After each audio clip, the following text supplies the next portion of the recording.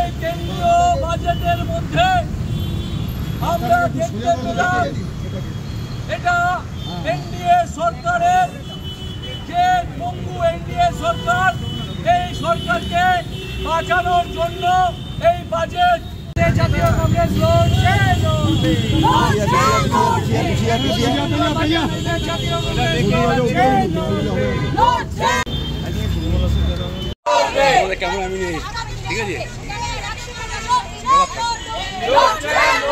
আজকে আমাদের বিক্ষোভ দক্ষিণ কলকাতা জেলা কংগ্রেসের পক্ষ থেকে বাজেটের বিরুদ্ধে, কেন্দ্রীয় বাজেটের বিরুদ্ধে আমাদের বিক্ষোভ। তৃতীয় এনডিএ সরকারের পূর্ণাঙ্গ বাজেট পেশ করেছেন কেন্দ্রীয় অর্থমন্ত্রী নির্মলা সীতারামনজি।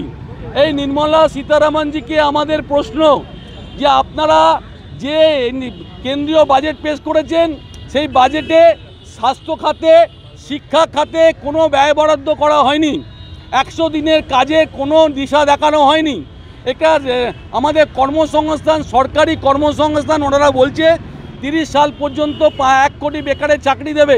আমরা লক্ষ্যমাত্রা দেখেছি কিন্তু আমাদের দিশা দেখতে পাচ্ছি না কোথায় চাকরি হবে। আজকে আপনারা জানেন যে পূর্বোদয় প্রকল্প বলে একটা প্রকল্প চালু করেছে অন্ধ্রপ্রদেশ, বিহার, উড়িষ্যা এবং পশ্চিমবঙ্গ নিয়ে।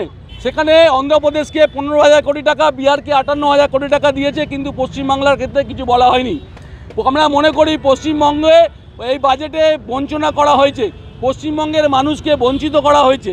পশ্চিমবাংলার বিধানসভা নির্বাচনে आप देख रहे हैं न्यूज़ UNI।